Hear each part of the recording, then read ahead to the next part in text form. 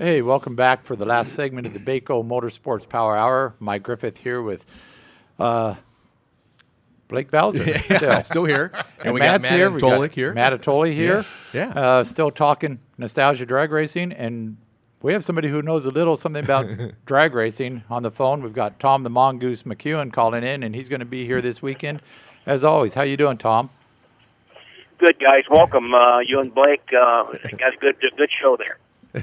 Oh, we appreciate it. We have you, fun Mongoose. here, especially when we're talking about drag racing. So, Yeah. what are you up to these days, Tom?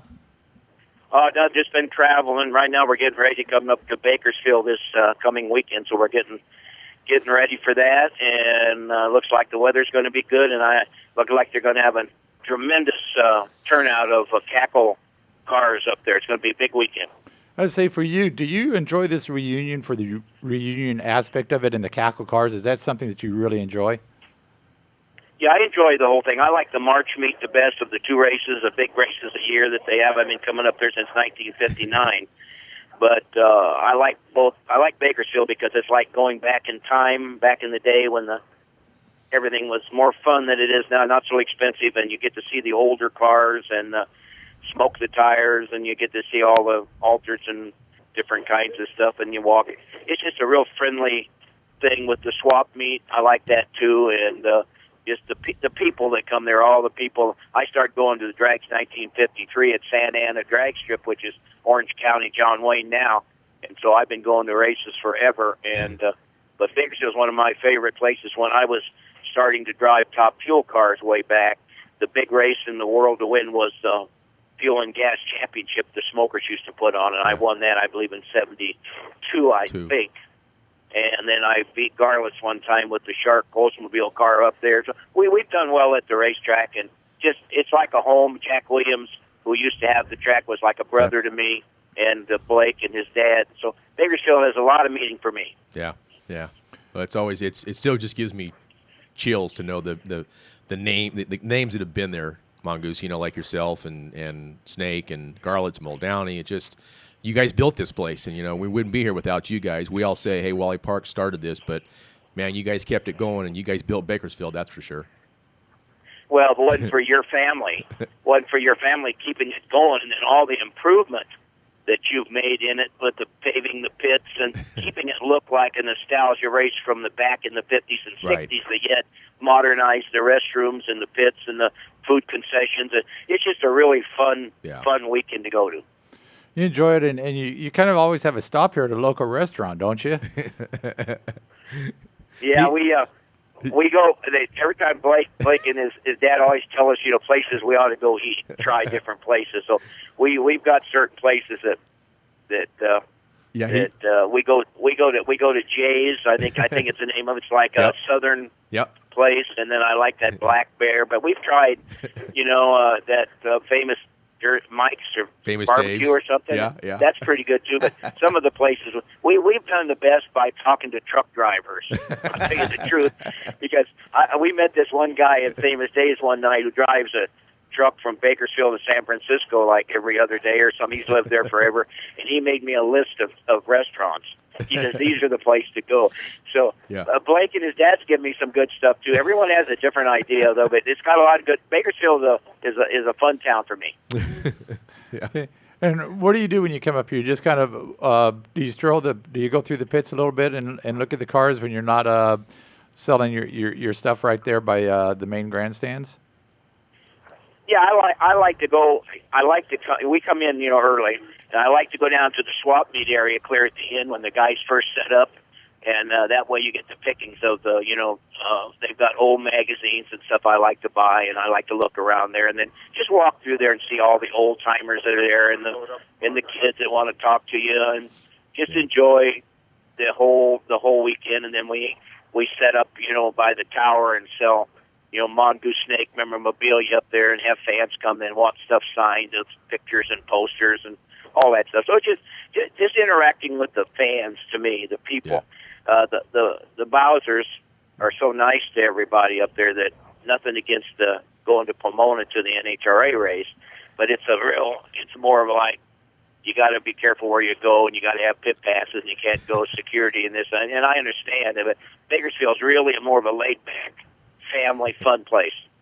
Do you ever take time out? Do you watch much of the racing, or are you just busy signing the autographs and meeting with the fans? Yeah, once it starts, I'm pretty busy signing autographs over there all the time. I get to watch a little bit of the races, not very much. Mostly, I pretty much stay there, and people come and wanting to talk to me and sign stuff. Yeah, once it starts, he makes fun of me. He says, "If you guys quit blowing those cars up out there, you'd race more." And the oil downs, and those bug Mongoose, I know, but it's part of it. They help. No, they help me. Blake. I love the oil downs. They're good for business. Yeah, it keeps the people in the pits, the oil downs. But you guys done a great job, and since you've got that concrete, you got the best drag strip as far as bike in the country. I think, as far as the actual performance there, you've done a great job with that track. Yeah, and we don't want to see an oil down either. But don't forget we sell food there, so cheeseburger sales go up too when there's a couple oil downs. So they're okay. Well, and they run these guys. These guys run these cars hard now. Yeah. So the nitromethane, and so you're going to have some breakage out there. But it's you get a few fires and crashes every now and then. But overall, it's pretty safe. It is. And you've seen this nostalgia thing grow from its infancy in a few cars in the '90s, late '90s, a few front engine dragsters. Why do you think it's become so popular? I just think it's a cheaper way to race, number one, and I think the younger people that are coming up that never got to see it hear from their grandfathers and their fathers on how it used to be, and they love the nostalgia image of the cars, the front engine, and all that stuff. And it's just a fun thing. It's like historic, whether it's airplane races with P-51s or boats. And the track now has an oval track out there for tractor pull and dirt racing out there now, which I'm looking forward to see, because I know last year they had just completed it.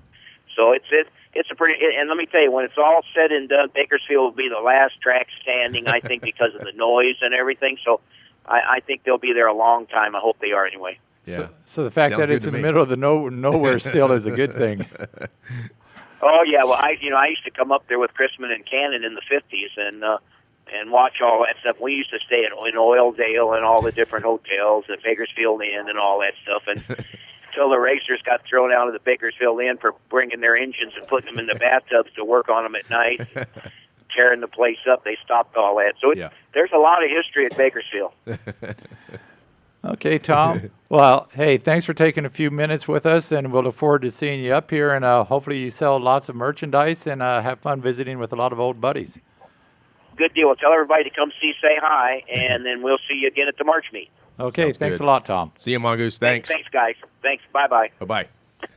Yeah, there's a guy that just wants to still enjoy life. Yeah. No, he's been through a lot. I mean, he's seen a lot of his friends, who are no longer here, and obviously, personally, on personal side, he's suffered some losses too. The big story about his son passing away of leukemia, and then him winning the U.S. Nationals. So Mongoose has given his life to the sport, and we all appreciate it. And I think he appreciates where it came from, like so many people at the reunion. Yeah. And I guess this thing actually starts Friday, but it kicks off Thursday, doesn't it, Matt? Yeah, we're going to celebrate starting Thursday night, right? Right. Matt? We have our kickoff party starting Thursday. It'll be from 6 to 9 p.m. In the parking lot between the original Roadhouse Grill. Come by and say hi to Joy. And Chewy's in the parking lot. Say hi to Ryan. Yeah. And, hey, last year we completely filled that parking lot between the two. We hold that off for just the cars that want to come for the show and shine. We completely filled that last year, and we want to repeat that. People just bringing their cars out and showing those off. Radio It's free. stations There's will be no out there. charge. It's free to come out. Yeah. Each of the restaurants will be we'll have music out there, and each of the restaurants will have food and drink specials. And it's a lot of fun. It's kicking off. Yeah. John Hale's going to be displaying his funny car out there. Might have a few other cars out there. Maybe. We'll see. And but it's just fun. You get to come, show your own car, see some of the other cars, and just kind of kick off the whole weekend. Get the spirit of the weekend going. Just try to start the party a day early then. Yep. That's what it's all about, baby. Yeah. And then, Yeah. Blake, what are you looking for as for when the racing starts on Friday? Well, we're going to hit the ground running. I mean, we start at 8:30 in the morning with exhibition runs, and then we'll run a fuel session Friday. I think it's like 1 o'clock on Friday, then again on Saturday, then first round Saturday night, then the Cackle Fest, and finals on Sundays. It does not quit. Plus, Friday night, the big gathering at the Doubletree.